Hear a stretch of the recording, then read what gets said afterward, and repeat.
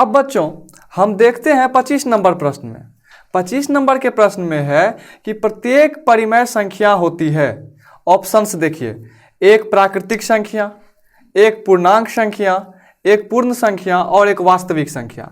आप बताइए कि इनमें से क्या होगा। तो आपको पहले पढ़ाया भी गया है और आप उस पर एग्जाम्पल भी किए हुए हैं कि एक परिमेय संख्या। अब ये जानिए कि प्राकृतिक संख्या क्या होती है। तो सुनिए, एक से अनंत तक की सभी संख्याओं को हम क्या कहते हैं? प्राकृतिक संख्या कहते हैं। पूर्णांक संख्या क्या होती है? तो पूर्णांक संख्या होती है कि वो संख्याएं जिसे हम संख्यात्मक रूप में, जिसे हम संख्या रेखा पर दर्शा सकें और जो धनात्मक और ऋणात्मक दोनों होती है। पूर्ण संख्या किसे कहते हैं? पूर्ण संख्या कहते हैं वैसी संख्या जो 0 से अनंत तक की हो। जैसे अब आप बताइए कि क्या प्राकृतिक संख्या 0 से शुरू होती है? तो नहीं, लेकिन अगर प्राकृतिक संख्या में 0 लगा दिया जाए तो वो क्या हो जाएगी? वो एक पूर्ण संख्या हो जाएगी। ठीक है बच्चों, अब आते हैं डी नंबर में, एक वास्तविक संख्या। आप बताइए कि वास्तविक संख्या किसे कहते हैं? तो आप बोलिएगा वैसी संख्याएं जो संख्या रेखा पर जिसे प्रदर्शित किया जा सके और जो धनात्मक पहर में हो। अब आप ये बताइए कि वास्तविक संख्या के कितने प्रकार थे। जैसे आपको यह बताया गया था कि प्राकृतिक संख्या के 2 गुण होते हैं। पहला गुण यूक्लिड विभाजन एल्गोरिथम और दूसरा गुण अंकगणित आधारभूत प्रमेय, जिसके आधार पर हम अभाज्य गुणनखंड विधि से मौसा लौसा निकाले। तो एक वास्तविक संख्या के कितने प्रकार आपको बताए गए हैं? तो आप बोलिएगा एक वास्तविक संख्या के 2 प्रकार बताए गए हैं, परिमेय संख्या और अपरिमेय संख्या। तो यहाँ का 25 नंबर का आंसर क्या हो जाएगा? तो आप बोलिएगा 25 का डी हो जाएगा। क्यों डी हो जाएगा? क्योंकि वास्तविक संख्या के 2 प्रकार होते हैं, 2 टाइप होते हैं। पहला परिमेय संख्या, दूसरा अपरिमेय संख्या। अब आप ये बताइए कि परिमेय संख्या किसे कहते हैं? तो वैसी संख्या जो p/q के फॉर्म में हो, जहां p और q पूर्णांक हो और q बराबर नहीं हो 0, तो वो क्या हो जाएगी? वो हो जाएगी एक परिमेय संख्या। और वही कि वैसी संख्याएं जो p/q के रूप में हो, जहां p और q पूर्णांक संख्या है और q बराबर नहीं है 0 के रूप में नहीं हो, उसे हम क्या कहेंगे? उसे अपरिमेय संख्या कहेंगे। तो 25 का आंसर क्या हो जाता है? डी, एक वास्तविक संख्या, क्योंकि इसके 2 प्रकार होते हैं, परिमेय संख्या और अपरिमेय संख्या। तो एक वास्तविक संख्या से ही लिंक्ड होती है परिमेय संख्या। तो 25 का आंसर हो जाएगा डी। ठीक है बच्चों, ये प्रश्न जो है, ये प्रश्न 2022 में इसी ईयर में पूछा भी गया हुआ है। तो आप इसे ध्यान दीजिए, क्योंकि हो सकता है वहां पे आपको ये दे दे प्रत्येक परिमेय संख्या होती है और यहां पे दिया हुआ एक प्राकृतिक संख्या, एक वास्तविक संख्या, वहां आपको कुछ संख्या दी हुई रहेगी। अब आप उसमें से बताना है आपको कि वो परिमेय संख्या है या वो अपरिमेय संख्या है। ठीक है बच्चों, तो चलिए चलते हैं 26 नंबर के प्रश्न में। जैसे बच्चों अब हम चलते हैं 26 नंबर प्रश्न में कि इसमें लिखा हुआ है 22/7 है। ये पूछा भी गया है और आप थ्योरी में याद कीजिए, आपको बताया भी गया है। तो 22/7 क्या है आप बताइए। बहुत से बच्चे इसका आंसर भी दे चुके होंगे कि 22/7 क्या है। अब पाई जो है उसको हम किस फॉर्म में लिख सकते हैं कि पाई जो है, पाई को क्या क्या मान है? पाई का एक मान है 22/7। 22/7 है पाई का एक मान। तो आप बताइए पाई कौन सी संख्या है? तो आप बोलिएगा कि पाई एक अपरिमेय संख्या है। तो ये कौन सी संख्या है? ये अपरिमेय संख्या है। ये क्या है? तो ये अपरिमेय संख्या है। अब 22/7, 22/7 कौन सी संख्या है? तो 22/7 यहां पे अगर पाई अपरिमेय संख्या है, क्योंकि पाई का जो वास्तविक मान होता है वो 22/7 भी होता है, लेकिन दूसरा मान इसका क्या होता है? दूसरा मान होता है इसका 3.1412 और ये चलते रहता है। इसीलिए पाई का ये एक अपरिमेय संख्या है, या इसे अशांत आवृत्ति आप बोल सकते हैं। तो पाई एक अपरिमेय संख्या है और 22/7 क्या है, एक परिमेय संख्या है। अब आप बताइए कि ये अपरिमेय संख्या कैसे है। तो आप याद कीजिए कि आपको बताया गया था कि अपरिमेय संख्या का क्या होता है परिभाषा। परिमेय संख्या का परिभाषा होता है वैसी संख्याएं जो p/q के रूप में हो। तो ये क्या p/q के रूप में नहीं है, आप बोलिएगा हाँ ये p/q के रूप में है। तो वैसी संख्याएं जो p/q के रूप में है, जहां p और q पूर्णांक संख्या है, तो ये दोनों पूर्णांक संख्या है। इसे संख्या रेखा पर हम प्रदर्शित कर सकते हैं। तो p और q पूर्णांक संख्या है और q बराबर नहीं है 0, तो यहाँ q बराबर 0 है नहीं है, क्योंकि यहाँ तो 7 है।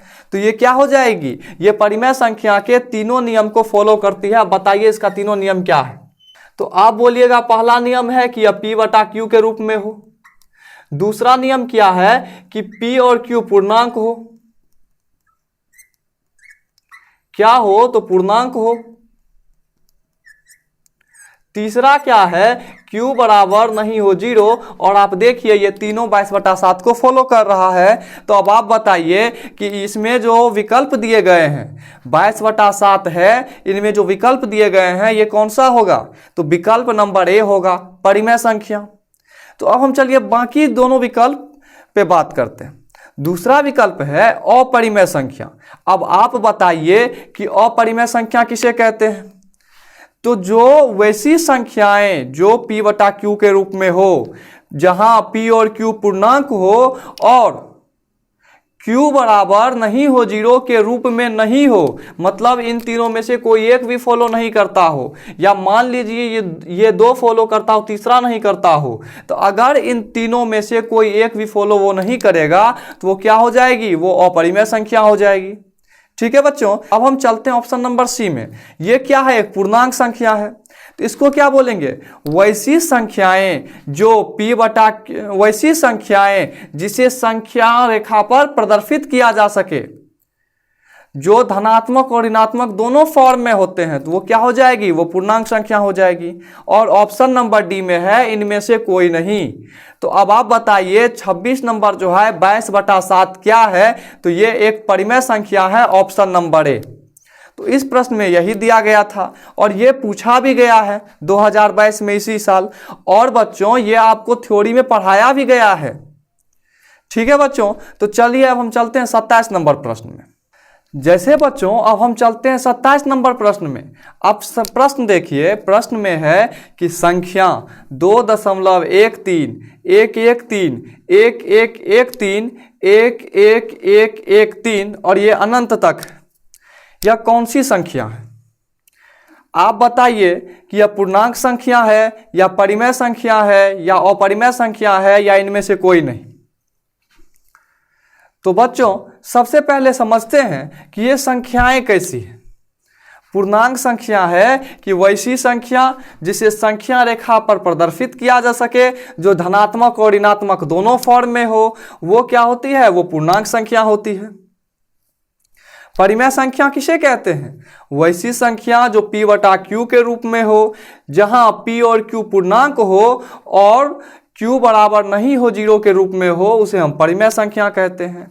अपरिमेय संख्या देखिए, वैसी संख्या जो p/q के रूप में हो, जहां p और q पूर्णांक हो और q बराबर नहीं हो 0 के रूप में नहीं हो, वैसी संख्या को हम अपरिमेय संख्या कहते हैं। तो संख्या क्या है, संख्या आप देखिएगा है 2.13 113 113 1113 और 11113 और ये अनंत तक।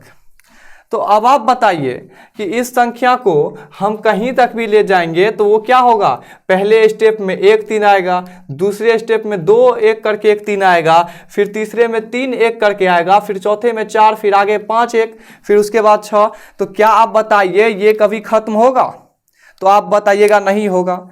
क्या इससे हम रेकरिंग के द्वारा व्यक्त कर सकते हैं, तो आप बोलिएगा नहीं कर सकते हैं। तो ये अगर इसे हम p/q के रूप में नहीं कर सकते हैं, क्यों, क्योंकि अगर हम दशमलव हटाए भी तो ये अनंत तक जाएगा, तो q का फॉर्म तो हमको पता नहीं चल पाएगा कि क्या होगा। ठीक है बच्चों। और तो ये शांत होगा नहीं, क्योंकि इसके इकाई के अंक में 2 और 5 हम निकालेंगे कैसे, इसके हर के रूप में। तो और इसे हम अशांत आवृत्ति भी नहीं कह सकते, क्योंकि आप किस पे रेटिंग दीजिएगा, एक का तो बढ़ता, एक तो बढ़ रहा है। तो ये कौन सी संख्या हो जाएगी, ये अपरिमेय संख्या हो जाएगी। इन सब संख्याओं को हम क्या कहेंगे, तो इन सब संख्याओं को हम कहेंगे अपरिमेय संख्या। जो संख्या कभी खत्म ही नहीं हो उसे हम अपरिमेय संख्या कहेंगे। ठीक है बच्चों। अब आप बताइए कि आप इससे पहले थ्योरी में ये पढ़ भी चुके हैं, आपको थ्योरी में एग्जाम्पल्स के द्वारा ये बताया भी गया होगा, तो सभी बच्चों का इनमें इसका आंसर मिल जाएगा। सभी बच्चे आसानी से इसे बना चुके होंगे। ठीक है बच्चों। अब आप जैसे देखिए कि जब संख्याएं कोई एक जगह पे आके टिक जाएगी, जैसे अगर ये एक नहीं बढ़ते रहता, जैसे 2.131313, तो हम इसको क्या लिखते, 2.13 पर रेकरिंग, तो वो क्या हो जाता, वो परिमेय संख्या का अशांत आवृत्ति रूप हो जाता। लेकिन ये तो बढ़ रहा है, इसीलिए ये अपरिमेय संख्या हो गई। तो 27 नंबर का क्या हो जाएगा आंसर, 27 नंबर का आंसर हो जाएगा अपरिमेय संख्या, ऑप्शन नंबर सी। ठीक है बच्चों। चलिए चलते हैं अब हम 28 नंबर के प्रश्न पर। जैसे बच्चों अब हम चलते हैं 28 नंबर के प्रश्न में। 28 नंबर के प्रश्न में क्या दिया हुआ है, सह अभाज्य संख्याओं का मौसा क्या होता है। आप याद कीजिए, इससे पहले भी एक प्रश्न आया था जिसमें सह अभाज्य संख्याओं का वर्णन था। सह अभाज्य संख्याओं के लिए एक प्रश्न था। याद कीजिए कि हमने आपसे क्या कहा था, हमने कहा था वैसी संख्याएं जिसमें उभयनिष्ठ एक और केवल एक ही हो, उन संख्याओं को हम क्या कहेंगे, सह अभाज्य संख्याएं। तो ये क्या होगा, ये एक युग्म पे होगा। युग्म मतलब 2 या 3, 2 या उससे अधिक संख्याओं को हम एक कैटेगरी में रखेंगे। क्योंकि अब आप बताइए, मौसा तो आप किसी एक अकेले संख्या का निकाल नहीं सकते, तो आप निकालिएगा कितनी संख्याओं का, 2 या 2 से अधिक संख्याओं का मौसा निकाला जाता है। तो सह अभाज्य संख्या क्या है, देखिए सह अभाज्य संख्याएं क्या होती है, वैसी संख्याएं जिनमें वैसी संख्याएं लगाए हैं। संख्याएं का मतलब समझ लीजिए 2 या 2 से अधिक, तो वैसी संख्याएं जिसका अभाज्य गुणनखंड करने पर एक और केवल एक उभयनिष्ठ प्राप्त हो। तो उभयनिष्ठ क्या हो जाएगा, उभयनिष्ठ संख्या क्या होनी चाहिए, तो उभयनिष्ठ संख्या हो जाएगा एक और केवल एक, मतलब एक से कुछ नहीं, सिर्फ केवल एक। ठीक है बच्चों। अब आप देखिए कि किसी भी 2 या 2 से अधिक संख्याओं में अगर उभयनिष्ठ एक होगा, जैसे आप ये बताइए, हम 2 संख्या ले लेते हैं, कौन सी संख्या, ए और बी। तो हम क्या ले लेते हैं, ए और बी ले लेते हैं। अब आप बताइए कि ए का उभयनिष्ठ, ए का गुणनखंड क्या होगा, तो आप बोलिएगा 1 और ए। हम ए और बी क्या लिए हुए हैं, अभाज्य संख्या लिए हुए हैं, तो ए का गुणनखंड क्या हो जाएगा, 1 और ए। बी का क्या हो जाएगा, 1 और बी। अब आप बताइए कि जब हम इन दोनों का गुणनखंड किए तो उभयनिष्ठ क्या आया, उभयनिष्ठ आया 1, और यहाँ पे क्या है, उभयनिष्ठ 1 और केवल 1 आनी चाहिए। तो ये क्या है, ये ए और बी क्या हो जाता है, ए और बी सह अभाज्य संख्या हो जाएगी। क्या हो जाएगी, सह अभाज्य संख्याएं। क्यों, क्योंकि ए और बी दोनों अभाज्य संख्याएं हैं, और जब हम किसी अभाज्य संख्या का गुणनखंड करेंगे तो उसका गुणनखंड क्या हो जाएगा, 1 होगा और वही संख्या हो जाएगा। ये तो आपने थ्योरी में पढ़ा हुआ है, आपने इस पे उदाहरण के द्वारा समझा भी है, आपने फिर चैप्टर बनाए हुए हैं।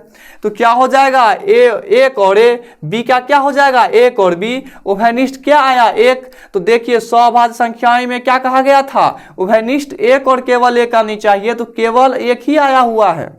तो ए और बी क्या हो जाएगा, सह अभाज्य संख्याएं हो जाएगी। जब ए और बी सह अभाज्य संख्याएं हो जाएगी तो इसमें पूछ क्या रहा है, मौसा।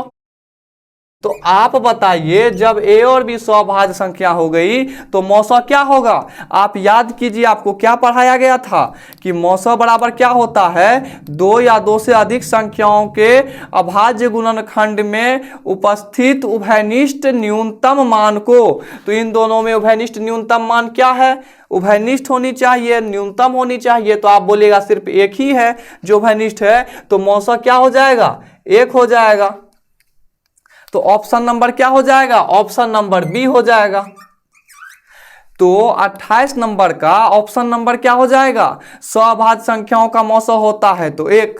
तो बच्चों, जब आपको परीक्षा हॉल में पूछा जाए, ये आपको समझाने के लिए बताया गया है, पर जब आपके परीक्षा हॉल में पूछा जाए तो आप अपने दिमाग में यह फिट कर लीजिए कि सहअभाज्य संख्याओं में उभयनिष्ठ एक संख्या होती है, सिर्फ एक होगी, तो मौसा क्या हो जाएगा? एक हो जाएगा। तो जब आपको कभी ये दे दिया जाए सहअभाज्य संख्याओं का मौसा क्या होगा, तो आप बिना सोचे समझे एक पे टिक कीजिएगा, एक को चिन्हित कीजिएगा, क्योंकि कितनी भी संख्या क्यों न दी हुई हो, और अगर ये दे दिया हो कि वे सभी सहअभाज्य संख्याएं हैं, तो इन सारी संख्याओं का मौसा क्या होगा? तो आप सिर्फ एक मारिएगा, क्योंकि कितनी भी अभाज्य संख्या क्यों ना हो उसका मौसा सिर्फ एक होगा। तो 28 नंबर का आंसर क्या हो जाएगा? एक, ऑप्शन नंबर बी। तो चलिए बच्चों, चलते हैं हम अगले प्रश्न की ओर। 29 नंबर में है, यदि m एक धनात्मक पूर्णांक है तो धनात्मक विषम पूर्णांक का रूप होगा। क्या है बच्चों? यदि m एक धनात्मक पूर्णांक है, आप पहले ये बताइए कि धनात्मक पूर्णांक क्या होगी? तो धनात्मक पूर्णांक होगी जो जिसमें जोड़ लगा हुआ है पीछे में।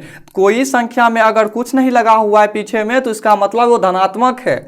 जैसे अब हमको कहा जाएगा -4 लिखिए, तो आप पीछे में घटाव देंगे फिर 4 देंगे, तो वो -4 होता है। लेकिन आपको +4 लिखने के लिए बोला जाए तो आप सिर्फ 4 लिखते हैं, उसका मतलब वो धनात्मक पूर्णांक है। पूर्णांक संख्या क्या है? तो वैसी संख्या जिसे संख्या रेखा पर प्रदर्शित किया जा सके और जो धनात्मक और ऋणात्मक फॉर्म दोनों में हो। तो यह तो धनात्मक है, तो ऋणात्मक से हमको कोई मतलब नहीं है। अब आप देखिए, यदि m एक धनात्मक पूर्णांक है तो धनात्मक विषम पूर्णांक का रूप होगा। आप इससे पहले देखिए, यह प्रश्न पूछा गया है 2021 में, इससे पहले जो कराया गया था वो 2022 में पूछा गया था।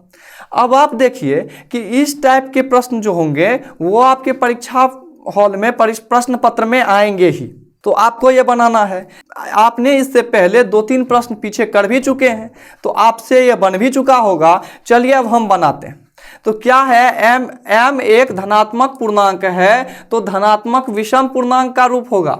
हम क्या करेंगे? हम मान लेते हैं, माना कि m बराबर 1। क्यों 1 मान लेते हैं? क्योंकि यहां पे नहीं दिया हुआ है, सम पूर्णांक है, धनात्मक सम पूर्णांक मानना है। कोई भी पूर्णांक माने लेकिन वो धनात्मक होनी चाहिए। तो 1 क्या है? धनात्मक है। हम तो -1 लगाए नहीं है, तो 1 धनात्मक हो जाता है। अब इसमें से ऑप्शन देख करके हमको बनाना है। तो पहला ऑप्शन है 4m + 2, 4m जोड़ दूं। पहला ऑप्शन क्या है? 4m जोड़ दूं। अब आपको क्या करना है? m का मान बैठाना है, तो 4 × 1 जोड़ दूं तो क्या हो जाएगा? 4 जोड़ 2 बराबर 6। अब आप बताइए 6 सम संख्या है या 6 विषम संख्या है? पहले ये समझिए कि सम संख्या किसे कहते हैं? वैसी संख्याएं जिसमें 2 से पूर्णतः भाग लग जाए वे सम संख्या होंगी। और विषम संख्या किसे कहते हैं? वैसी संख्या जिसमें 2 से पूर्णतः भाग नहीं लगे। तो ये क्या है? ये सम संख्या है या विषम संख्या है? तो आप बोलिएगा इसमें 2 से तो पूर्णतः भाग लग जाती है। 6 से जब हम 2 से भाग करेंगे तो 3 प्राप्त होगा, तो 6 से तो पूर्णतः विभाज्य हो जाती है, 6 को पूर्णतः विभाज्य कर देती है 2 से। तो यह सम होगा या विषम होगा? तो आप बोलिएगा यह सम संख्या होगा। और पूछ क्या रहा है हमसे? धनात्मक विषम पूर्णांक होगा। तो सम है तो यह गलत हो गया, क्योंकि पूछ रहा है विषम संख्या होनी चाहिए, विषम पूर्णांक होनी चाहिए। अब हम ऑप्शन नंबर बी देखते हैं। ऑप्शन नंबर बी में है 4m + 4। 4m प्लस 4, तो हमने m क्या माना है 1, तो हम क्या लिखेंगे 4 गुना 1 जोड़ 4, ये क्या हो जाएगा 4 गुना 1 4 होता है, और जोड़ 4 ये क्या हो जाएगा, तो ये 8 हो जाएगा। अब आप बताइए 8 सम संख्या है या विषम संख्या है? तो आप बोलिएगा 8 एक सम संख्या है, क्योंकि इसमें 2 से पूर्णता भाग लग जाती है, इसीलिए यह एक सम संख्या है। तो यह भी गलत हो जाएगा, क्योंकि पूछ रहा है विषम संख्या। अब हम चलेंगे सी नंबर में। सी नंबर में क्या है 4m प्लस 1, तो 4m, तो 4m क्या माने हैं 1, तो 4 गुना 1 जोड़ 1, 4 गुना 1 क्या होता है 4 जोड़ 1 5, 4 जोड़ 1 क्या होगा 5 होगा। अब आप बताइए 5 सम संख्या है या 5 विषम संख्या है? तो आप बोलिएगा 5 में 2 से पूर्णता भाग नहीं लगता है, इसीलिए 5 एक विषम संख्या है, और ये हमारा सही है, क्योंकि पूछ रहा है धनात्मक विषम पूर्णांक होगा, तो ये धनात्मक भी है और विषम भी है और पूर्णांक तो है ही, तो ये क्या हो जाएगा धनात्मक विषम पूर्णांक हो जाएगा। तो ऑप्शन नंबर क्या हो जाएगा सी हो जाएगा। तो अब आप बताइए 29 का आंसर क्या हो जाएगा? यदि m एक धनात्मक पूर्णांक है तो धनात्मक विषम पूर्णांक का रूप होगा। ये 2021 में पूछा भी गया है, और इसका आंसर क्या हो जाएगा 4m जोड़ 1, ऑप्शन नंबर सी। ठीक है बच्चों, 4m जोड़ 1, ऑप्शन नंबर सी। तो चलिए चलते हैं अब हम अगले प्रश्न की ओर। तो बच्चों अब हम देखते हैं 30 नंबर प्रश्न में। प्रश्न में दिया हुआ है निम्नलिखित में से कौन अपरिमेय संख्या है? तो अब आप बताइए कि इनमें से कौन अपरिमेय संख्या है? इनमें से क्या है निम्नलिखित में से कौन अपरिमेय संख्या नहीं है? तो देखिए बच्चों, इनमें से कौन अपरिमेय संख्या नहीं है, तो क्या होनी चाहिए परिमेय संख्या होनी चाहिए। तो अब आप देखिए इनमें से कौन परिमेय संख्या है ये खोजिए, क्योंकि अपरिमेय संख्या नहीं है तो क्या होगा परिमेय संख्या होगा। तो अब आप देखिए ऑप्शन नंबर ए क्या है 5।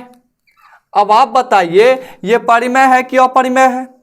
क्योंकि 5 का जो मान होता है वो 3.1412 और ये बढ़ते जाता है। तो जो जिसका अंत ही नहीं होगा आप इसे रेकरिंग में रख सकते हैं? नहीं रख सकते हैं, क्योंकि अगर 1 4 को रेकरिंग में लीजिएगा तो यहाँ 1 2 हो जाता है। तो ये क्या हो जाएगा, ये अपरिमेय संख्या हो जाएगा। ये अपरिमेय संख्या हो जाएगा। क्यों हो जाएगा? क्योंकि अपरिमेय संख्या का परिभाषा क्या है और परिमेय संख्या का परिभाषा क्या है? परिमेय संख्या का परिभाषा है वैसी संख्याएं जो p बटा q के रूप में हो, जहां p और q पूर्णांक है और q बराबर नहीं हो 0 के रूप में हो। तो उस संख्या को हम क्या कहेंगे परिमेय संख्या कहेंगे। और परिमेय संख्या का ठीक उल्टा होता है अपरिमेय संख्या, कि वैसी संख्या जो p बटा q के रूप में हो, जहां p और q पूर्णांक हो और q बराबर नहीं हो 0 के रूप में नहीं हो, वैसी संख्या को हम अपरिमेय संख्या कहेंगे। तो 5 क्या हो जाता है अपरिमेय संख्या होगा। ठीक है बच्चों, लेकिन आप देखिए प्रश्न में पूछा क्या गया है निम्नलिखित में से कौन परिमेय संख्या नहीं है। तो ये तो परिमेय संख्या अपरिमेय संख्या नहीं है, तो क्या होगा परिमेय संख्या हो जाएगा। तो ये गलत हो जाएगा। क्यों? क्योंकि पूछा गया है अपरिमेय नहीं है, और ये क्या हो जाता है ये अपरिमेय हो जाता है। अब देखिए ऑप्शन नंबर बी देखते हैं। तो क्या हो जाएगा कि √7 क्या हो जाएगा, आपने सिद्ध किया है कि √7 एक अपरिमेय संख्या है। क्यों? क्योंकि अपरिमेय संख्या का जो है कि यह p बटा q के रूप में हो, जहां p और q पूर्णांक है और q बराबर नहीं है 0 के रूप में नहीं हो। तो ये उनमें से क्या है p बटा q के रूप में नहीं हो को फॉलो करता है। p बटा q के रूप में हो उसको ये फॉलो नहीं करता है। क्यों? क्योंकि यह अपरिमेय संख्या है, और परिमेय संख्या का जो एग्जाम्पल होता है, परिमेय संख्या का जो परिभाषा होता है, यह उसको फॉलो करने लगता है।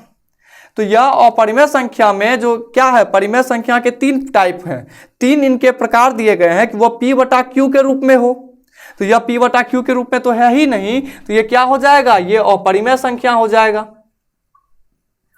तो जैसे ही ये अपरिमेय संख्या होगा वैसे ये गलत हो जाएगा, क्योंकि इनमें प्रश्न पूछा गया है कि अपरिमेय संख्या नहीं हो, लेकिन यहाँ तो अपरिमेय संख्या हो जाता तो ये गलत हो जाएगा। अब चलिए चलते हैं option number C. Option number C में क्या है √2 बटा √7। ठीक है बच्चों, तो √2 बटा √7, √2 क्या है एक अपरिमेय संख्या है। √7 क्या है? एक अपरिमेय संख्या है। अगर ये अपरिमेय संख्या आपस में समान होती तो इसे हम काट देते, लेकिन ये तो समान है ही नहीं। तो आप देखिएगा कि आप थ्योरी में आपको क्या पढ़ाया गया है कि दो अपरिमेय संख्या में आपस में डिवाइड करने पर भी वो अपरिमेय संख्या ही होती है अगर उनके घात आपस में समान नहीं हो, और अगर उनकी वो संख्या आपस में समान नहीं हो तो वो क्या होंगी? वो अपरिमेय संख्या हो जाएगी। तो ये क्या हो जाएगा? ये अपरिमेय संख्या हो जाएगा। तो जैसे ये अपरिमेय संख्या हुआ वैसे ही ये गलत हो जाएगा, क्योंकि प्रश्न में पूछा गया है अपरिमेय संख्या नहीं है। अब हम देखते हैं ऑप्शन नंबर डी। जब 3 गलत है तो डी तो सही होगा ही, लेकिन उसे हम बनाते कैसे हैं देखिए। क्या है? 3√75 भागा बटे √48। अब आप देखिए 75 को आप कैसे लिखिएगा?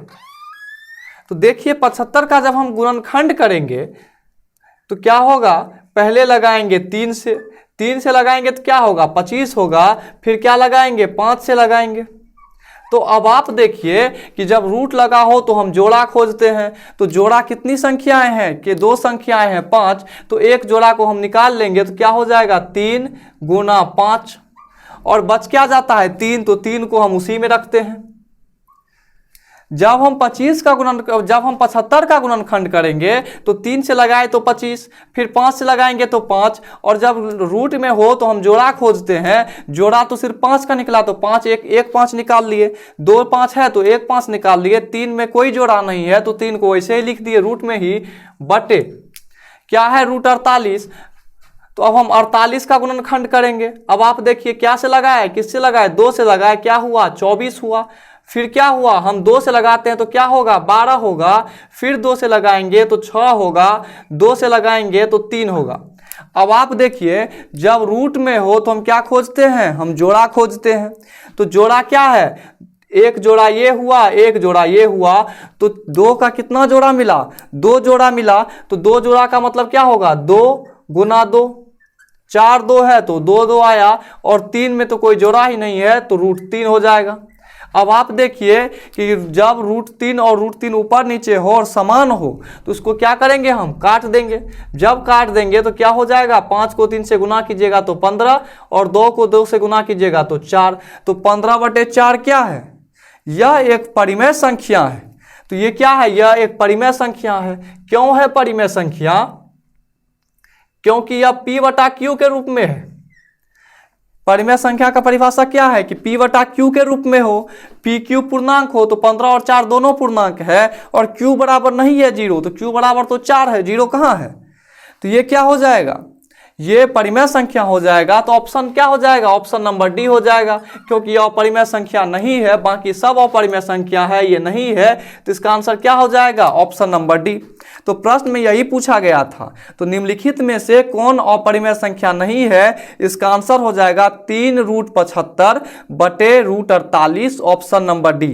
ठीक है बच्चों, तो चलिए चलते हैं अगले प्रश्न की ओर। तो चलिए बच्चों देखते हैं हम 31 नंबर प्रश्न में। प्रश्न में दिया हुआ है यदि 2 संख्याओं का गुणनफल 2166 है और उनका मौसा 19 है तो उनका लौसा क्या होगा?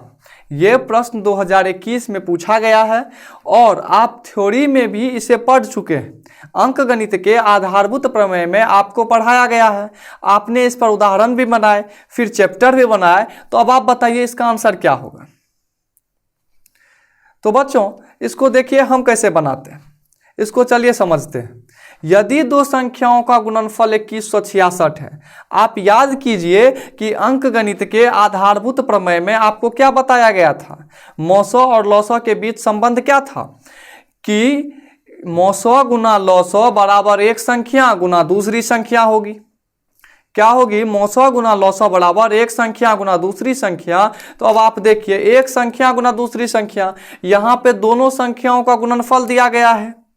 तो हम क्या मान लेते हैं? माना कि 2 संख्याएं A और B है, तो AB क्या दिया हुआ है? A गुना B एक साथ ही दिया हुआ है 2166। क्या दिया हुआ है 2166 और मौसौ क्या दिया हुआ है, मौसौ दिया हुआ है 19। लौसौ आपको निकालना है। अब हम क्या करेंगे, हम लिखेंगे मौसौ गुना लौसौ बराबर क्या होगा, बराबर होगा एक संख्या गुना दूसरी संख्या। एक संख्या क्या है a, दूसरी संख्या क्या है b, तो क्या होगा a गुना b हो जाएगा। हम क्या जानते हैं, मौसौ गुना लौसौ बराबर एक संख्या गुना दूसरी संख्या। एक संख्या a है, दूसरी संख्या b है, तो क्या हो जाएगा a गुना b हो जाएगा। अब या निकालना किस चीज का है, तो निकालना है लौसौ का। तो क्या करेंगे, लौसौ को यहाँ पे रखेंगे और मौसौ को बराबर के बाएं साइड में भेजेंगे, तो क्या हो जाएगा a गुना b। और यहाँ पे तो मौसौ गुना लौसौ है, तो जब मौसौ को बराबर के दाएं साइड में भेजेंगे तो वो क्या हो जाएगा, वो भागा में हो जाएगा और ये हो जाएगा मौसौ। ये क्या हो जाएगा, ये हो जाएगा मौसौ। तो या लौसौ बराबर, अब आप देखिए a गुना b क्या है, a गुना b है 2166, ये क्या हो जाएगा 2166 बटे मौसौ क्या है, तो मौसौ है 19। अब आप इसको काटिए, तो जब आप इसको काटिएगा ये क्या हो जाएगा, ये हो जाएगा 114। तो लौसौ क्या हो गया, तो लौसौ हो गया 114। तो 114 अब आप देखिए ऑप्शन में कि 114 कौन सा आता है, तो आप बोलिएगा ऑप्शन नंबर सी 114 इसमें आता है। तो बताइए 31 का आंसर क्या हो जाएगा, यदि दो संख्याओं का गुणनफल 2166 है एवं उनका मौसौ 19 है तो उनका लौसौ क्या होगा, तो उनका लौसौ हो जाएगा 114, ऑप्शन नंबर सी। अब बच्चों देखिए कि अगर ये प्रश्न आपके परीक्षा प्रश्न में, आपके प्रश्न पत्र में आते हैं तो आपके पास तो समय रहेगा कि हमको इतना समय में बनाना है क्वेश्चंस। तो आप क्या कीजिएगा कि जो इतना लिखने की जरूरत नहीं है, आप अपने उस उत्तर पुस्तिका के मतलब उत्तर पुस्तिका के सबसे अंतिम पेज में आप रफ लिखिएगा और वहाँ क्या लिखिएगा, डायरेक्ट लौसौ बराबर 2166, a गुना b है 2166 बटे 19 और काट के 114। तो बस आपको उतना ही लिखना है, ये आपको समझने के लिए। तो ठीक है बच्चों, चलते हैं अब हम अगले प्रश्न की ओर। अब देखिए बच्चों प्रश्न संख्या 32 में बोल रहा है निम्नलिखित में से कौन सी अभाज्य संख्या है। अब आप बताइए कि ऑप्शन नंबर ए में है 27, बी में है 35, सी में है 13 और डी में है 56। तो अब आप बताइए कि इनमें से कौन सी अभाज्य संख्या होगी। तो बच्चों हम बोलते हैं अभाज्य संख्या किसे कहते हैं, पहले ये समझिए। वैसी संख्याएं जिनका अभाज्य गुणनखंड करने पर, जिनका अभाज्य गुणनखंड 2 और केवल 2 होनी चाहिए। एक अभाज्य संख्या नहीं है, क्योंकि जब आप उसका गुणनखंड कीजिएगा तो वो सिर्फ 1 आएगा। लेकिन यहाँ पे अभाज्य संख्या क्या किसे कहते हैं, वैसी संख्याएं जिसका अभाज्य गुणनखंड करने पर केवल 2 आए, 2 और केवल 2 आए, न 2 से 1 कम न 2 से अधिक। तो फिर अभाज्य संख्या का उल्टा क्या होता है, भाज्य संख्या। तो वैसी संख्या जिसका 3 या 3 से अधिक अभाज्य गुणनखंड हो, उन संख्याओं को हम क्या कहेंगे, उन संख्याओं को हम कहेंगे भाज्य संख्या। अभाज्य संख्या कहेंगे वैसी संख्या जिसका केवल 2 गुणनखंड हो, 2 और केवल 2 गुणनखंड हो। तो अब आप देखिए ऑप्शन नंबर ए, ऑप्शन नंबर ए में क्या है 27। अब आप बताइए कि 27 का गुणनखंड क्या होगा। तो अब आप कीजिए 27 का गुणनखंड। तो 27 का जो गुणनखंड होगा वो होगा 1, फिर 3, फिर 9 और फिर 27। तो अब आप बताइए कि अभाज्य संख्या किसे कहते हैं, वैसी संख्या जिसका 2 और केवल 2 गुणनखंड हो। और यहाँ पे कितना गुणनखंड हुआ है, तो यहाँ पे 4 गुणनखंड हुआ है। तो अब आप बताइए क्या यह अभाज्य संख्या है। तो आप बोलिएगा यह अभाज्य संख्या नहीं है, इसका तो 4 गुणनखंड हो गया और अभाज्य संख्या में तो सिर्फ 2 गुणनखंड चाहिए, तो ये गलत हो जाएगा, ये अभाज्य संख्या नहीं होगी। अब हम चलते हैं ऑप्शन नंबर बी में। ऑप्शन नंबर बी देखिए क्या है 35। 35 का अभाज्य गुणनखंड जब आप कीजिएगा तो क्या होगा, 1 आएगा ही। 1 के बाद किससे लगेगा, तो 5 से लगेगा। 5 के बाद देखिए 35 किससे लगेगा, तो 7 से लगेगा। और 7 के बाद ये 35 से लगेगा। 2 तो संख्या होगी ही, 1 तो सब में लगेगा और एक अपनी संख्या। 27 है तो 27, 35 है तो 35। बीच में कोई अगर दूसरी संख्या आ जाती है तो वो भाज्य संख्या के श्रेणी में चली जाती है। तो अब आप बताइए, ये भाज्य संख्या है या अभाज्य संख्या है? यह अभाज्य संख्या है, तो आप बोलिएगा नहीं है। क्यों नहीं है? क्योंकि अभाज्य संख्या में तो केवल 2 और 2 गुणनखंड होनी चाहिए, तो इसमें तो 4 है, तो ये भी अभाज्य संख्या नहीं होगी, ये भी अभाज्य संख्या नहीं होगी। अब हम चलते हैं option number C. Option number C में क्या है, 13। अब आप बताइए, जब आप 13 का गुणनखंड कीजिएगा तो 13 के गुणनखंड में क्या होगा, 1 तो आएगा ही और कोई संख्या नहीं लगेगा, तो 13 तो लगेगा ही। तो अभाज्य संख्या का क्या है कि उस वैसी संख्याएं जिसका केवल 2 गुणनखंड हो, 2 और केवल 2 गुणनखंड हो, तो इसका तो केवल 2 गुणनखंड आया है, उससे अधिक नहीं आया है, तो ये क्या, कौन सी संख्या हो जाएगी, तो ये संख्या हो जाएगी आपको अभाज्य संख्या। तो आपका आंसर क्या हो जाएगा, ऑप्शन नंबर सी। लेकिन जब आपको परीक्षा हॉल में पूछा जाएगा तो आप देख लीजिएगा कौन सा लगेगा। जैसे 27 का तो एक्स्ट्रा में कौन आता है, 9 गुना 3 27, तो ये नहीं होगा, यह अभाज्य संख्या नहीं होगी। 35 जब आएगा तो आप कीजिएगा 5 गुना 7, तो ये भी नहीं होगा। 13 में जब आइएगा तो 1 और 13, उससे अधिक तो नहीं लगेगा, तो आप सी नंबर ऑप्शन करके आगे बढ़ जाइएगा। लेकिन यहाँ पे आपको समझाना है, तो हम ऑप्शन नंबर डी भी देखेंगे। ऑप्शन नंबर डी में क्या है, 56। तो अब आप देखिए किससे किससे लगेगा, 1 से तो लगेगा ही, 1 के बाद किससे लगेगा, 2 से लगेगा, 4 से भी लगेगा। 4 गुना 14 56 होता है। 4 के बाद किससे लगेगा, तो 5 से नहीं लगेगा, 6 से नहीं लगेगा, 7 से लगेगा। 7 के बाद किससे लगेगा, 8 से लगेगा। 8 के बाद किससे लगेगा, तो 14 से लगेगा। 14 के बाद किससे लगेगा, तो 28 से लगेगा। और 28 के बाद किससे लगेगा, तो 56 से लगेगा। तो अब आप बताइए कि क्या यह अभाज्य संख्या है, तो आप बोलेगा नहीं, यह अभाज्य संख्या नहीं है। क्यों नहीं है, क्योंकि इसमें तो बहुत सारे गुणनखंड हो गए हैं, लेकिन अभाज्य संख्या में तो 2 और केवल 2 गुणनखंड चाहिए, तो ये क्या हो जाएगा, ये भी अभाज्य संख्या नहीं होगा। तो क्या हो जाएगा, ऑप्शन नंबर सी। ठीक है बच्चों, तो चलिए चलते हैं अब हम अगले प्रश्न की ओर। तो देखिए बच्चों, चलते हैं प्रश्न संख्या 33 में। 33 में दिया हुआ है, यदि ए और बी अभाज्य संख्या है तो लॉसअ ए बी क्या होगा, ए बी का लॉसअ क्या होगा। ये प्रश्न जो है आपको 2021 में भी पूछा गया है, उसके बाद फिर 2020 में भी पूछा गया है। अब आप याद कीजिए, जब आपको थ्योरी में पढ़ाया गया था और आपने उस पे उदाहरण भी बनाए थे, फिर आपने चैप्टर भी बनाया, आप याद कीजिए इसका आंसर क्या होगा।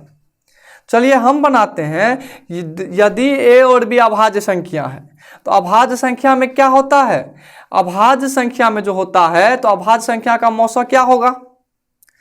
2 अभाज्य संख्या है तो यहाँ पे क्या है, ए और बी। 2 अभाज्य संख्या है तो अभाज्य संख्या में कितने गुणनखंड होंगे, तो आप जानते हैं कि अभाज्य संख्या में 2 और केवल 2 गुणनखंड होते हैं, क्योंकि अभाज्य संख्या का जो परिभाषा होता है वो होता है वैसी संख्याएं जिसका 2 और केवल 2 गुणनखंड हो। तो 2 गुणनखंड क्या होगा, एक तो एक सब में होगा और उसके बाद क्या होगी, तो वो संख्या हो जाती है। फिर बी है तो बी का क्या हो जाएगा, एक तो होगा ही, फिर बी हो जाता है। तो ए का हो जाएगा 1 और ए, बी का हो जाएगा 1 और बी। तो अब आप बताइए इसका मौसा क्या हो जाएगा, मौसा किसका, तो ए बी का। आप बताइए मौसा क्या होगा, तो मौसा आप क्या जानते हैं, वैसी संख्याएं जिसका अभाज्य गुणनखंड करने पर उभयनिष्ठ न्यूनतम मान प्राप्त हो। तो इसमें उभयनिष्ठ क्या है, तो आप बोलेगा उभयनिष्ठ तो सिर्फ 1 है, उसके अलावा कुछ है, तो आप बोलेगा नहीं है। तो ए और बी का मौसा क्या हो जाएगा, 1 हो जाएगा। तो अब आप ये याद कर लीजिए कि अगर अभाज्य संख्या दी हुई है, ए और बी अभाज्य संख्या दी हुई है या 2 अभाज्य संख्या दी हुई है, तो उसका मौसा सदैव 1 ही होगा। उसी तरह जब 2 सहअभाज्य संख्या दी हुई हो तो उसका भी मौसा क्या होगा, उसका भी मौसा 1 ही होगा। ठीक है बच्चों, अब क्या है लॉसअ, अब हम क्या निकालेंगे, लॉसअ।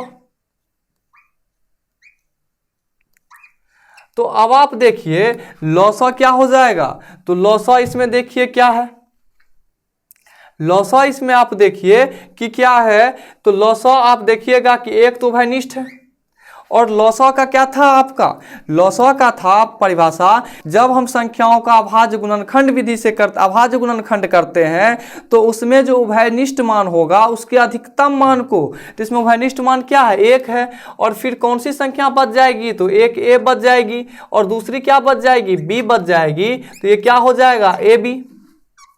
तो ए बी क्या हो जाएगा, ऑप्शन नंबर सी। देखिए ऑप्शन नंबर ए में है ए, ऑप्शन नंबर बी में है बी, ऑप्शन नंबर सी में क्या है, ए बी है, और ऑप्शन नंबर डी में क्या है, ए बटा बी है, तो क्या हो जाएगा, ऑप्शन नंबर सी हो जाएगा। तो 33 का क्या आंसर हो जाएगा, A B option number C. अब आप देखिए कि इसको हम और दूसरे तरीके से कैसे कर सकते हैं, दूसरा तरीका से देखिए, लॉसा बराबर क्या लिखेंगे, आप पहले ये बताइए कि अंकगणित के आधारभूत प्रमेय के अनुसार मौसा और लॉसा के बीच क्या संबंध था, तो आप बोलिएगा कि मौसा और लॉसा के बीच जो संबंध था वो था मौसा गुना लॉसा बराबर एक संख्या गुना दूसरी संख्या। तो ये क्या हो जाएगा, हम क्या जानते हैं अंकगणित के आधारभूत प्रमेय से कि मौसा गुना लॉसा बराबर एक संख्या गुना दूसरी संख्या, तो हम यहाँ पे लिखेंगे मौसा गुना लॉसा, एक संख्या क्या है, ए है, तो एक संख्या ए या दूसरी संख्या बी, तो ए गुना बी, मौसा गुना लॉसा बराबर एक संख्या गुना दूसरी संख्या। अब आप देखिए हमको निकालना क्या है, तो हमको देखिए वहां पे प्रश्न में कि पूछ रहा है लॉसा, तो हम क्या लिखेंगे, या लॉसा बराबर क्या हो जाएगा आप बताइए, तो लॉसा हो जाएगा ए गुना बी, मौसा क्या है, गुना में है, जब बराबर के इस दाएं साइड भेजेंगे तो ये हो जाएगा बटे मौसा। अब आप बताइए कि ए गुना बी है तो इसको क्या लिखेंगे, ए बी लिखेंगे, मौसा क्या निकाले हैं, तो मौसा तो एक निकाले हैं, तो ए बी बटा एक, तो ये क्या हो जाएगा, ए बी, तो लॉसा क्या हो जाएगा, A B option number C. तो हमने बच्चों दोनों तरीका से देखा, तो आंसर क्या आता है, ए बी, तो 33 नंबर का आंसर क्या हो जाएगा, A B option number C. तो बच्चों चलिए चलते हैं अब अगले प्रश्न की ओर। तो बच्चों देखते हैं अब हम प्रश्न संख्या 34 में दिया हुआ है 45 तथा 60 का मौसा निकाले। अगर ये दिया हुआ होता कि 45 और 60 का लौसा निकाले तो आप कैसे निकालते, आप निकालते अंकगणित के आधारभूत प्रमेय से, लेकिन यहाँ पे दिया हुआ है 45 और 60 का मौसा। तो अब आप याद कीजिए कि आपको मौसा निकालने के लिए कौन कौन सी विधि बताई गई है, तो आप बोलिएगा दो विधि है। पहला विधि है अंकगणित के आधारभूत प्रमेय से, दूसरा है यूक्लिड विभाजन एल्गोरिथ्म के द्वारा। तो हम इसे किस किस विधि से, दो विधि से निकाल सकते हैं। तो चलिए हम गुणनखंड अंकगणित के आधारभूत प्रमेय से निकालते हैं, जो अभाज्य गुणनखंड विधि से होता है। संख्याएं क्या है, तो संख्याएं है 45, और दूसरी संख्याएं क्या है, दूसरी संख्याएं है 60। अब आप देखिए हम क्या करेंगे, हम 45 का अभाज्य गुणनखंड करेंगे। तो चलिए 45 का अभाज्य गुणनखंड करते हैं। किससे लगाएं, तो 3 से लगाएंगे, क्या होगा 15, फिर 3 से लगाएंगे, क्या होगा 5। तो हम क्या लिख सकते हैं, 45 बराबर 3 गुना 5 लिख सकते हैं।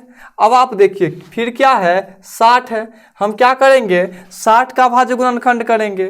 किससे लगाएंगे पहले, तो पहले लगाएंगे 2 से, क्या होगा 30, फिर 2 से लगाएंगे, क्या होगा 15, फिर 3 से लगाएंगे, क्या होगा 5।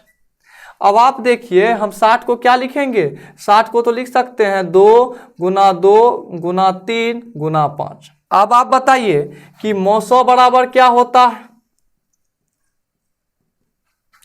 तो आप बोलिएगा मौसा बराबर होता है कि किसी भी कोई संख्याओं का, तो संख्या मतलब मौसा निकालने के लिए 2 या 2 से अधिक संख्या का होना चाहिए।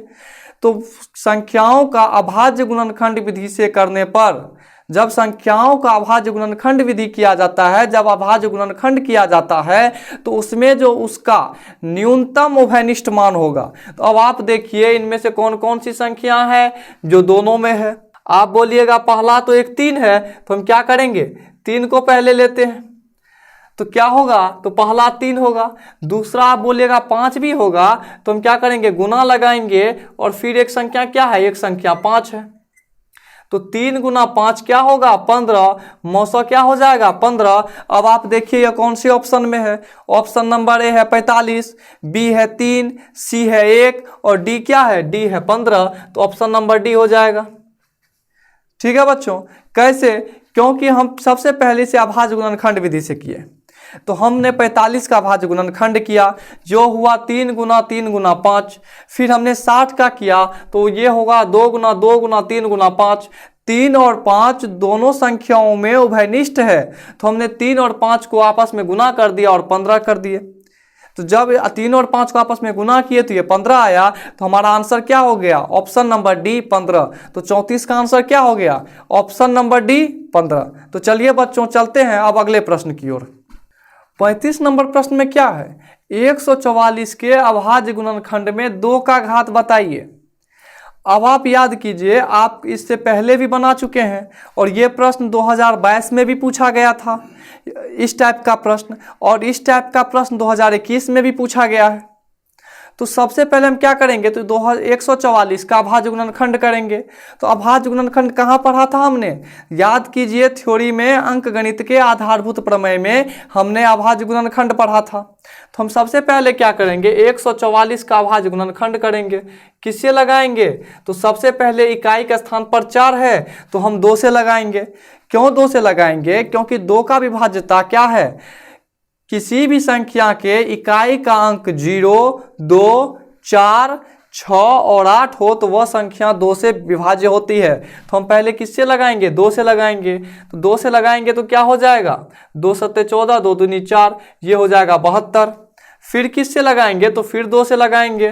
तो इकाई का अंक अगर 2 है, 0, 2, 4, 6, 8 है, अगर इकाई का अंक 2 है तो फिर हम 2 से लगाएंगे तो ये हो जाएगा 36। फिर हम 2 से लगाएंगे क्योंकि इकाई का अंक 6 है तो यहाँ पे 2 से लग जाएगा तो ये क्या हो जाएगा 18। इकाई का अंक 8 है तो फिर 2 से लग जाएगा, ये हो जाएगा 9। अब तो ऐसा कुछ भी नहीं है, तो 9 किस में है, 3 में है, तो 3 से लगाए तो क्या हो जाएगा, 3 गुना 3 9।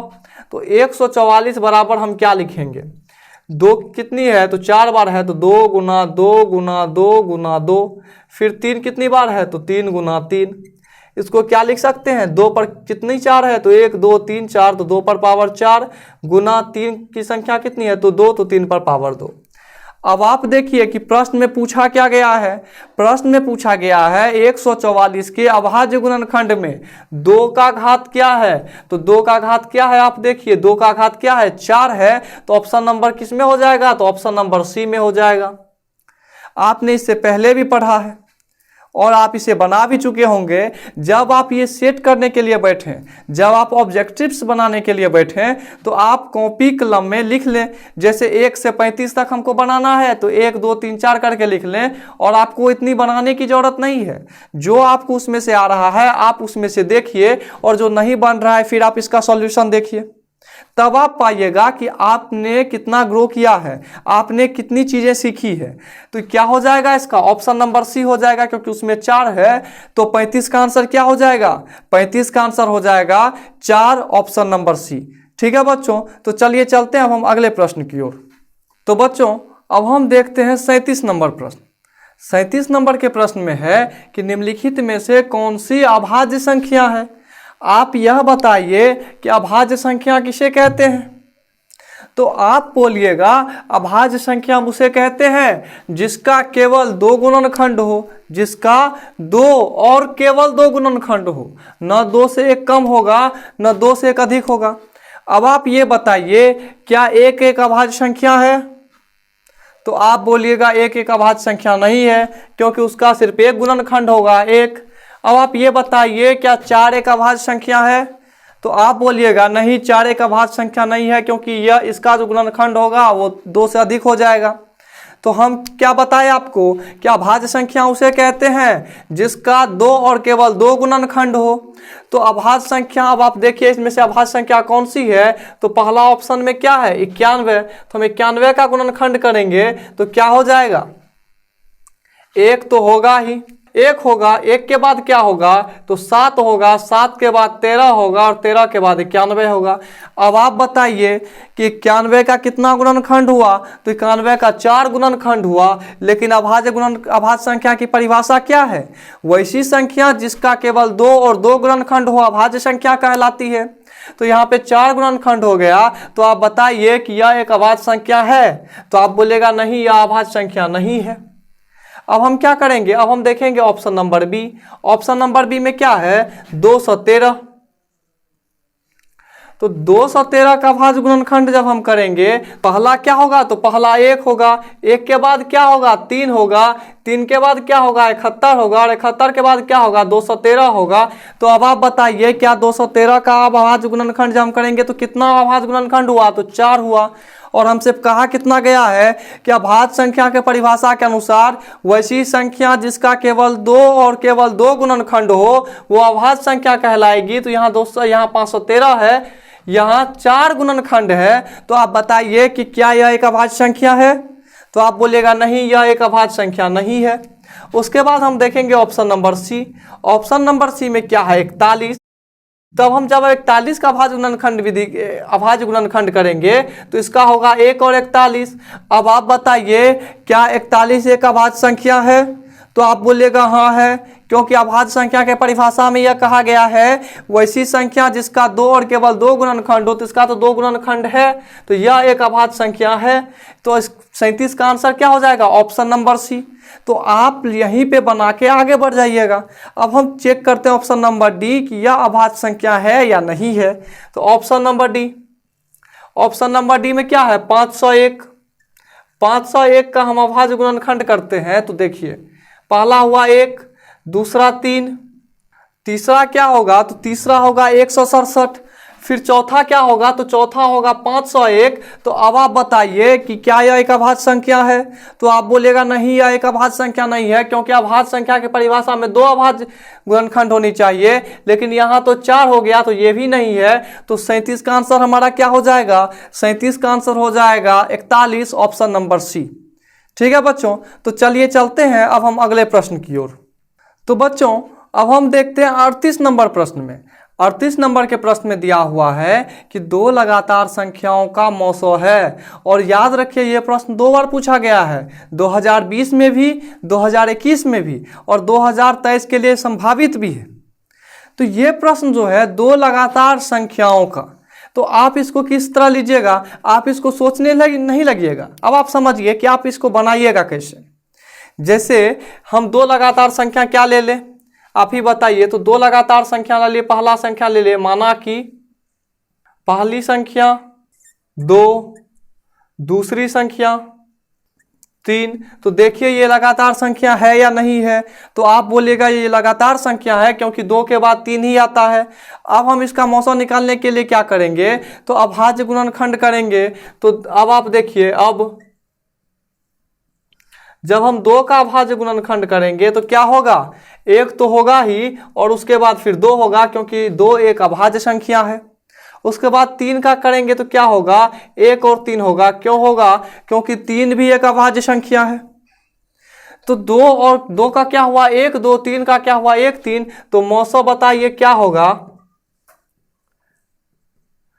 आप बोलिएगा मौसा जो इसका होगा वो मौसा क्या होता है, तो किसी 2 संख्याओं का जब अभाज्य गुणनखंड किया जाता है और उस अभाज्य गुणनखंड में जो उभयनिष्ठ न्यूनतम मान होता है, तो उभयनिष्ठ न्यूनतम मान क्या है, तो इसमें भी 1 है, इसमें भी 1 है, तो मौसा क्या हो जाएगा, मौसा 1 हो जाएगा। तो मौसा 1 हो जाएगा, तो ये क्या हो जाएगा, ऑप्शन नंबर डी हो जाएगा। ऑप्शन नंबर डी में ही है 1। अब आप देखिए हमने तो इसे अभाज्य संख्या लेकर के माना कि 2 भी अभाज्य संख्या है, 3 भी अभाज्य संख्या है। अब आप देखिए कि जब हम एक भाज्य संख्या लेकर के मानते हैं तो संख्या क्या होगी। जैसे माना कि पहली संख्या, हम कोई भी संख्या मान लेते हैं, कोई भी संख्या मान लेंगे, लेकिन वो लगातार होनी चाहिए, क्योंकि प्रश्न में दिया हुआ है 2 लगातार संख्याओं का मौसा। तो पहली संख्या हम मान लेते हैं 8, दूसरी संख्या मान लेते हैं 9, क्योंकि 8 के बाद 9 ही आएगा और यहाँ पे लगातार दिया हुआ है, तो 8 के बाद क्या आएगा, 9 आएगा, तो दूसरी संख्या क्या मान लेते हैं, 9 मान लेते हैं। अब आप देखिए कि हम 8 का अभाज्य गुणनखंड करेंगे, तो 8 बराबर क्या हो जाएगा, 8 बराबर हो जाएगा 1, 2, 4 और 8। इससे अधिक तो 8 को कोई भी भाज्य नहीं कर सकता। उसके बाद क्या है 9, और 9 को हम क्या लिखेंगे, 1, 3, 9। अब आप ये बताइए क्या 8 एक अभाज्य संख्या है, तो आप बोलिएगा 8 एक अभाज्य संख्या नहीं है, क्योंकि अभाज्य संख्या का जो परिभाषा है उसमें दिया हुआ है कि वैसी संख्याएं जिसका केवल 2 गुणनखंड हो, 2 और केवल 2 गुणनखंड हो वो अभाज्य संख्या होगी, तो इसका तो 4 है, तो यह अभाज्य संख्या नहीं है। 9 है, इसका 3 संख्या है, तो यह भी अभाज्य संख्या नहीं है। अब इसका मौसा क्या होगा। अब आप याद कीजिए कि अंकगणित के आधारभूत प्रमेय में आपको क्या पढ़ाया गया था कि संख्याओं का जब अभाज्य गुणनखंड किया जाता है और उस अभाज्य गुणनखंड में जो उभयनिष्ठ न्यूनतम मान होता है उसे हम क्या कहेंगे, उस संख्या का मौसा कहेंगे। तो उभयनिष्ठ न्यूनतम मान इसमें सिर्फ देखिए एक ही मिल रहा है, क्या 2 है इसमें, नहीं है। 4 है, नहीं है। 8 है, नहीं है। क्या 3 है ऊपर में, नहीं है। 9 ऊपर में है, तो नहीं है। तो सिर्फ एक ही मिलता है, तो मौसा क्या होगा, 1 होगा। ऑप्शन नंबर क्या होगी, डी होगी। हमने जब भाज्य संख्या लेकर के देखा तब भी हमको आया 1, जब अभाज्य संख्या लेकर के देखा तब भी आया 1। तो इससे क्या समझते हैं कि 2 लगातार संख्याओं का मौसा क्या हो जाएगा, 1 हो जाएगा। जब आप इसे बनाइएगा तो फिर इसका मौसा क्या हो जाएगा, 1 हो जाएगा। जब आप प्रश्न पत्र में आए और इस तरह से दिया हुआ हो कि 2 लगातार संख्या, तो आप ये याद कर लीजिए कि 2 लगातार संख्याओं का मौसा 1 और हमेशा के लिए 1 ही होगा। ठीक है बच्चों, तो चलिए चलते हैं अब हम अगले प्रश्न की ओर। ठीक है बच्चों, अब हम देखते हैं 39 नंबर प्रश्न। प्रश्न में दिया हुआ है कि निम्नलिखित में से कौन परिमेय संख्या है। ऑप्शन नंबर ए 1/144 पर under root, option number B 50/500 पर under root, option number C √132 और ऑप्शन नंबर डी 5 जोड़ √5। अब आप देखिए कि इनमें से कौन परिमेय संख्या है। परिमेय संख्या कहते किसे हैं, वैसी संख्या जो p/q के रूप में हो, जहां p और q पूर्णांक हो और q बराबर नहीं है 0 के रूप में हो, वैसी संख्या को हम परिमेय संख्या कहते हैं। तो अब आप देखिए कि ए नंबर में क्या दिया हुआ है, ए नंबर में दिया हुआ है 1/144 और उसका वर्गमूल। इसको हम कैसे लिख सकते हैं, तो √1/144। अब आप ये देखिए कि क्या 144 का वर्गमूल जो हम करेंगे वो होगा। अब आप देखिए कि √1 है, तो 1 पर रूट हो या ना हो उससे कोई फर्क नहीं पड़ता, तो ये 1 ही होगा। अब 144 का हम अभाज्य गुणनखंड करेंगे तो ये क्या होगा, ये होगा 2 × 2 × 2 × 2 × 3 × 3। ठीक है बच्चों, इस पे क्या है, इसका वर्गमूल है। वर्गमूल हटाने के लिए हम क्या करते हैं, वर्गमूल हटाने के लिए हम जोड़ा लेते हैं। देखिए 1 जोड़ा ये हुआ, 1 जोड़ा ये हुआ, 1 जोड़ा ये हुआ। तो वर्गमूल हटाने के लिए हम क्या करते हैं, 1/2 1 निकाले, फिर 1 2 निकला, फिर 1 3 निकला, ये होगा। तो ये क्या हो जाएगा, 1/12। तो ये क्या हो जाएगा, 1/12। अब आप बताइए क्या 1/12 परिमेय संख्या है। आप बोलिएगा हाँ है। क्यों है, क्योंकि यह p/q के रूप में है और p q दोनों पूर्णांक है, मतलब 1 भी पूर्णांक है और 12 भी पूर्णांक है, और q बराबर नहीं है 0, तो q बराबर 12 है। तो यह एक परिमेय संख्या है, तो यह परिमेय संख्या है। अब आप प्रश्न में देखिए कि पूछ क्या रहा है, पूछ रहा है कि निम्नलिखित में से कौन परिमेय संख्या है। तो ऑप्शन नंबर ए जो है वो परिमेय संख्या है। उसके बाद आप यहीं पे देखे, यहाँ पे जब आपका आंसर मिल जाएगा तो आपको अगले प्रश्न की ओर चले जाना है। लेकिन यहाँ समझने के लिए हम ऑप्शन नंबर बी भी देखते हैं। जैसे दिया हुआ है 50/500 और इसका वर्गमूल, और इसका वर्गमूल। अब आप देखिए कि इनमें से कौन सी संख्या कटेगी। तो 5 1 0 से 1 0 कट गई, 5 से काटेंगे तो ये क्या हो जाएगा, ये 10 हो जाएगा। तो ये क्या हो जाएगा, 1/10 और उस पर वर्गमूल। अब हम वर्गमूल को ऐसे जब तोड़ सकते हैं, 1 पर वर्गमूल बटे 10 पर वर्गमूल। अब आप देखिए कि जब 1 पे वर्गमूल होगा तो वो क्या हो जाता है, वो 1 हो जाता है। और जब 10 को हम 10 का गुणनखंड करेंगे तो वो हो जाएगा 2 गुना 5 और उस पर वर्गमूल। अब आप यहाँ देखिए, क्या 2 पे 2 का जोड़ा है, नहीं है। क्या 5 का जोड़ा है, तो नहीं है। जब 2 का भी जोड़ा नहीं है और 5 का भी जोड़ा नहीं है तो यह तो इसी रूप में रहेगा। अब आप बताइए, जब ये इसी रूप में रहेगा, 1/√10 के रूप में रहेगा, तो यह परिमेय संख्या है। तो आप बोलेगा नहीं, यह तो अपरिमेय संख्या है। क्यों है, क्योंकि √10 जो है यह एक अपरिमेय संख्या है। तो ये क्या हो जाएगा, ये परिमेय संख्या नहीं है। अब हम चलते हैं ऑप्शन नंबर सी में। अब आप देखिए ये क्या है, √32।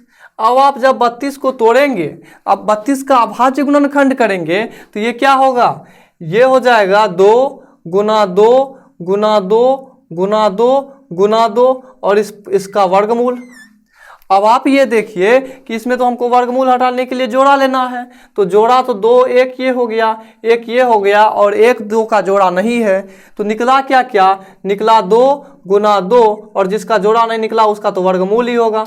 जिसका जोड़ा नहीं निकला उसका तो वर्गमूल होगा। तो ये हो जाएगा 2 दूनी 4 √2। अब आप बताइए कि √2 परिमेय संख्या है या अपरिमेय संख्या है।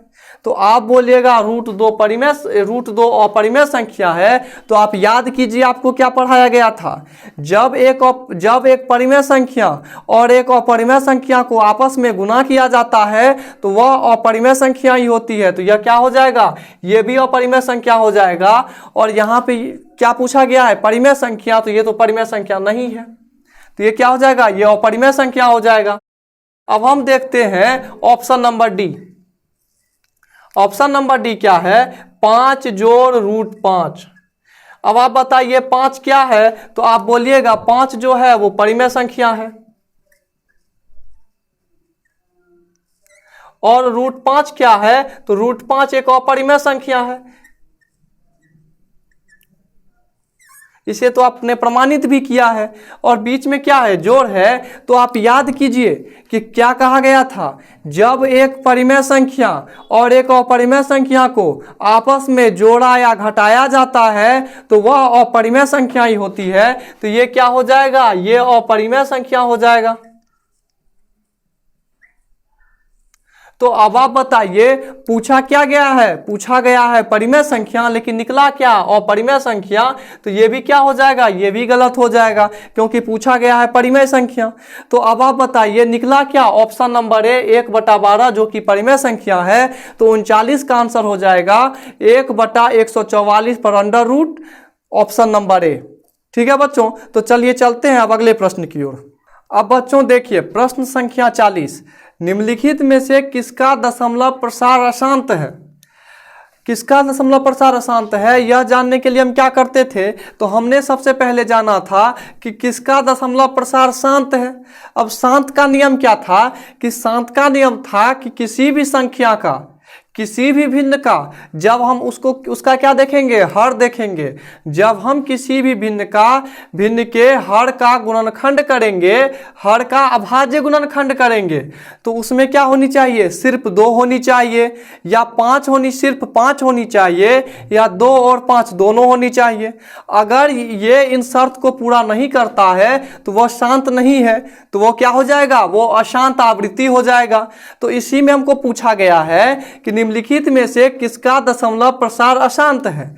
तो हम सबका अभाज्य गुणनखंड करेंगे, सबके हर का अभाज्य गुणनखंड करेंगे, और अभाज्य गुणनखंड में जिसका 2 और 5 के अतिरिक्त आया वो अशांत होगा। तो चलिए इसको देखते हैं। ऑप्शन नंबर ए में दिया हुआ है 23/50। इसमें अंश क्या है, तो अंश ऊपर वाले को कहते हैं, हर किसको कहते हैं, तो नीचे वाले को हर कहते हैं। हमको करना किसका है, तो हर का अभाज्य गुणनखंड करना है। जब हम 50 का अभाज्य गुणनखंड करेंगे तो ये होगा 2 गुना 5 गुना 5। अब आप बताइए कि इस 2 और 5 के अतिरिक्त अगर कोई और संख्या आती है तब वो अशांत होता है। शांत होने के लिए शर्त क्या था कि हर का जो गुणनखंड करेंगे उसमें सिर्फ 2 होनी चाहिए, या सिर्फ 5 होनी चाहिए, या 2 और 5 दोनों होनी चाहिए। इसमें 2 और 5 दोनों है तो ये क्या हो जाएगा, ये हो जाएगा आपका शांत। लेकिन पूछा क्या गया है, पूछा गया है अशांत, तो ये क्या हो जाएगा, ये गलत हो जाएगा। ठीक उसी तरह अब हम ऑप्शन नंबर बी देखेंगे, और ऑप्शन नंबर बी में हम क्या देखेंगे, 39/243। तो 243 का हम अभाज्य गुणनखंड करेंगे, कैसे करेंगे, तो लिखेंगे 243, इसका अभाज्य गुणनखंड कीजिए तो 3 से लगाए तो क्या होगा 81, फिर 3 से लगाएंगे तो क्या होगा 27, फिर 3 से लगाएंगे क्या होगा 9, फिर 3 से लगाएंगे क्या होगा 3, क्या हो जाएगा 3 गुना 3 गुना 3 गुना 3 गुना 3। अब आप बताइए कि शांत होने के लिए क्या था कि 2 होनी चाहिए, 5 होनी चाहिए, या 2 और 5 दोनों होनी चाहिए। यहाँ पे आया क्या, यहाँ तो ना 2 है ना 5 है, ना 2 और 5 दोनों है, तो ये क्या हो जाएगा, ये हो जाएगा अशांत। और प्रश्न में पूछा क्या गया है कि निम्नलिखित में से कौन अशांत है, आंसर क्या हो जाएगा, आंसर ऑप्शन नंबर बी हो जाएगा। और यहाँ पे तो यहीं पे हमको रोक देना है। आपके जब परीक्षा प्रश्न में यह प्रश्न पूछे जाएंगे, आपके जब प्रश्न पत्र में यह प्रश्न पूछे जाएंगे, तो जैसे ही ऑप्शन बी आया आपको बना के आगे चले जाना है। लेकिन आपको समझने के लिए हम यहाँ पे ऑप्शन नंबर सी भी देखेंगे।